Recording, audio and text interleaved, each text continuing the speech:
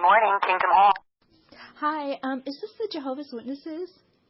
Yes, we're Jehovah's Witnesses. Okay. I just have a quick question I was wondering if someone could help me with. Okay, just a second. Okay.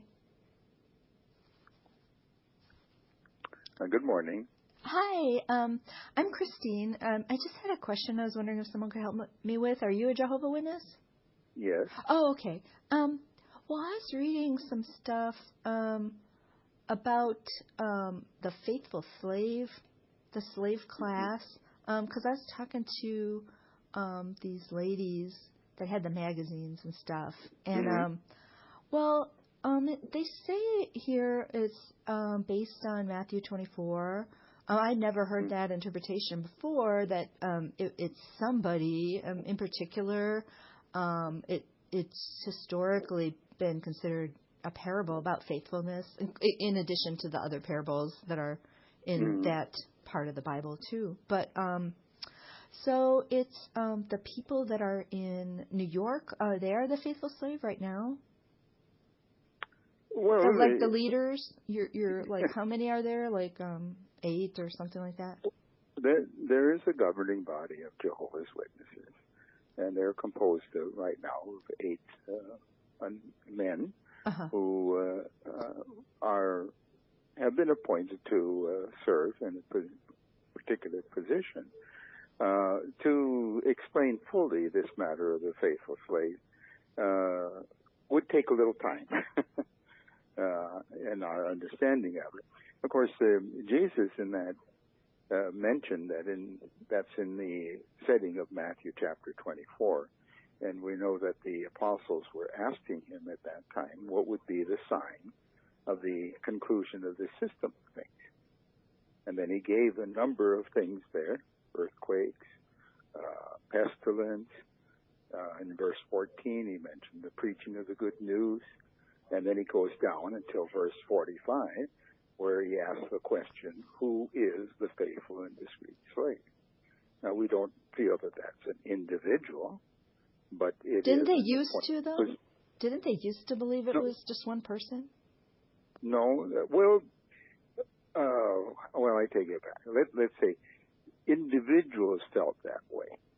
But it says it in the Watchtower that Russell was the slave.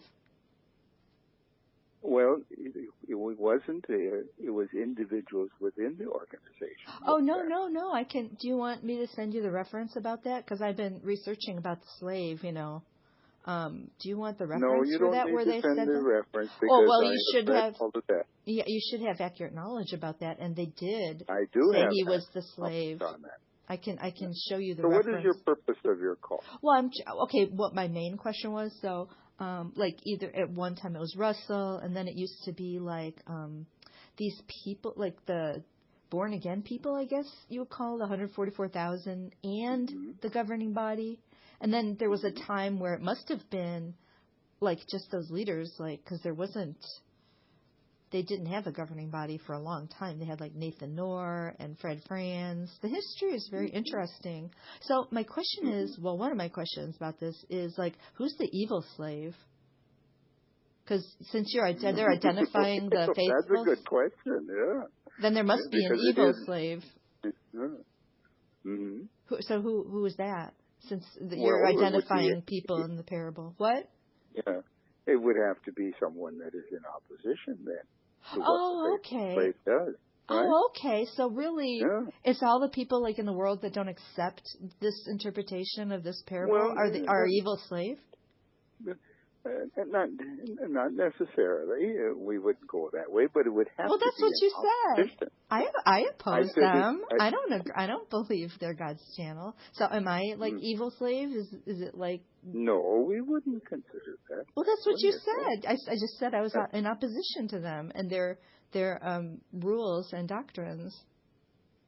I don't quite understand your purpose. All I said was that it would be, if it's an evil slave, it would have to be in opposition to the faithful slave. Right. I'm in opposition to them. So you're saying I'm evil slave? No, I'm not saying. Okay. You're not really making any sense here. But anyways, how neither are you. Well, I am to me. Well, you know what? What's funny is when Rutherford took over.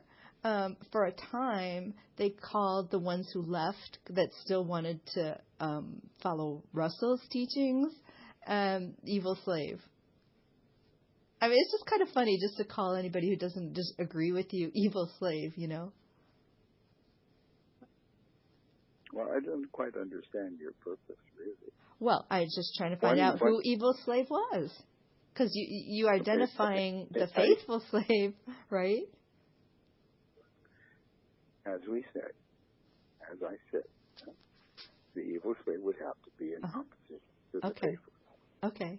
Now, we're not identifying individuals that way. Oh, well, that's slippery, isn't it? I mean, I told you I was in opposition to them, but you don't want to say I'm evil slave. Why not? It's what you said. Well, the basic reason is because the evil slave would have to have been innocent. Because Jesus is talking about a group there, isn't it?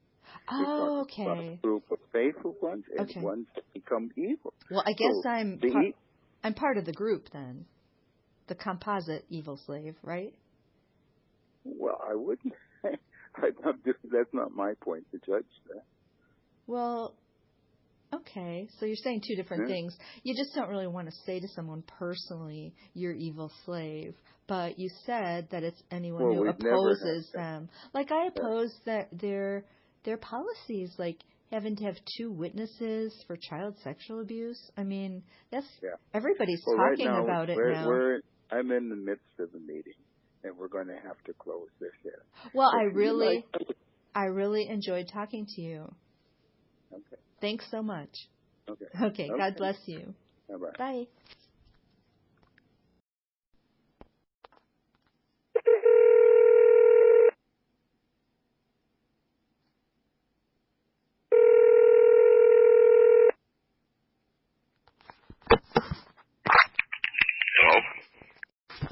Hi, is this the Kingdom Hall? Yes. Yeah, I just had a quick question I was wondering if someone could help me with. What's that now? I just had a quick question I was wondering if someone could help me with.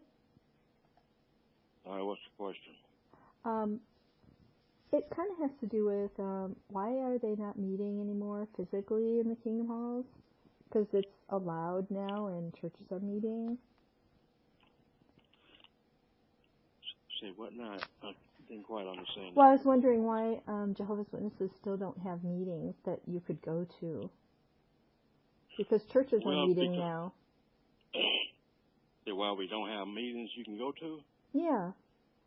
Well, the reason is because of the virus that's going around. We can't meet together. Well, it's allowed now. What's that? Well, it is allowed now. Not for churches to meet together in a full amount. It's not allowed. In our organization, we don't. Oh, it is everywhere I'm seeing. They just take out some of the chairs and things like that.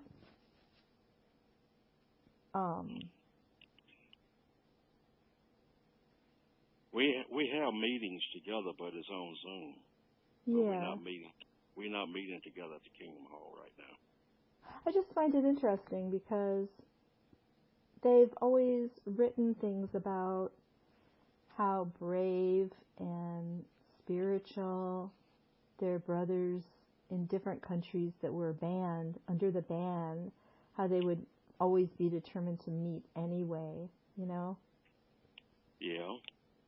So they had much more danger involved than a sickness, too. I wanted to ask you about something else, too. Do you know that the elders' letters to elders from the headquarters are usually published on the internet? Do we do what now? Well, when the headquarters writes letters to the elders, are you an elder? Yes. Oh, okay. They're always published on the internet. Like, I'm looking at the one from July 2nd, 2020. Did you see that one?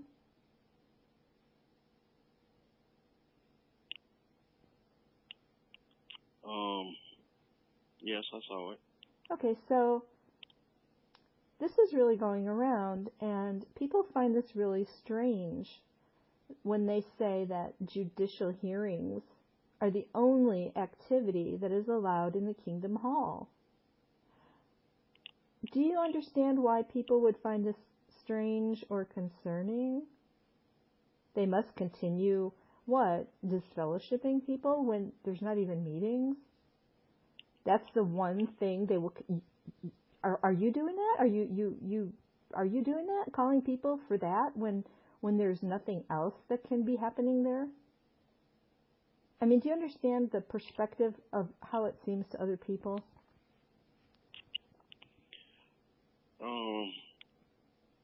Well, are you one of Jehovah's Witnesses? No. Are you studying with Jehovah's Witnesses?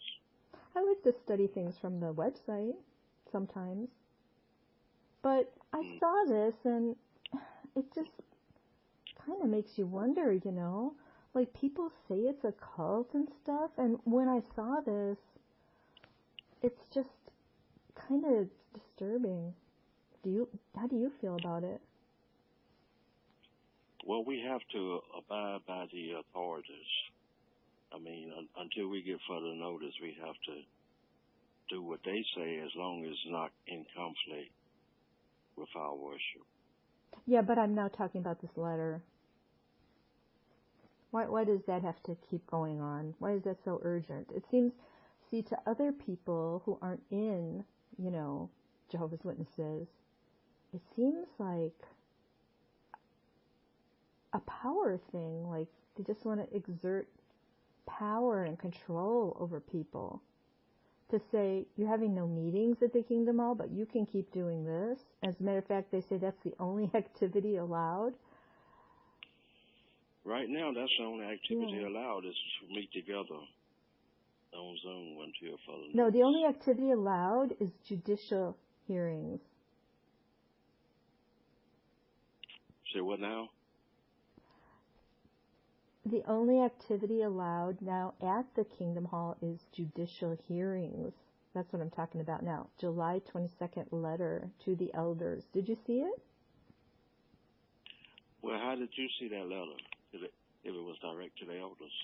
They're always published on the internet because the organization has so many people, even elders, that do not believe it's God's only channel of truth, but they feel trapped in it. Do you understand how they could feel that way? But we don't publish letters like that on the internet that's directed to the elders. Did you understand what I just said? That some elders do not believe in the organization. So they share this so that other people can see how they really operate. Well, they're not truly elders. They don't need to be elders if they don't agree with what the well, organization they are says. for now, and most do try to get out eventually. But do you understand how a person could feel trapped? Why they're not really free to leave just by their own conscience because of shunning? Yeah, well, what is, I'm getting ready to leave. Okay. Do you understand, though? From just a human being with a heart? Do you have a heart? Do you know there's people who have never seen their grandchildren because they left the organization and their grown kids are still trapped in it? Do you know that some people commit suicide because of that? Do you know that many leave not because they're doing immoral things, but because they did more research outside of jw.org about the true history? Well, we have no control over that. But I'm asking you, how does your own heart feel about that? Are you just robotically doing what they say? Have you shut down your own natural affection? You know, the Bible talks about that, without natural affection. And that's not a good thing. Well, we do what we can to help one another. No, I'm talking about people that want to leave. They have this article called "Should You If they Have?" want to leave, I mean, Yeah, that's their decision. yeah. They have this article called "Should You Be Forced to Choose Between Your Family and Your Religion?" But because it's not talking about them, it's talking about some Hindu or something like that. They're trying to say, well, her that would be wrong if her family will shun her because she wants to become a Jehovah's Witness, right? I'm gonna have to leave right now. If you got any more information, you can call me later. You're gonna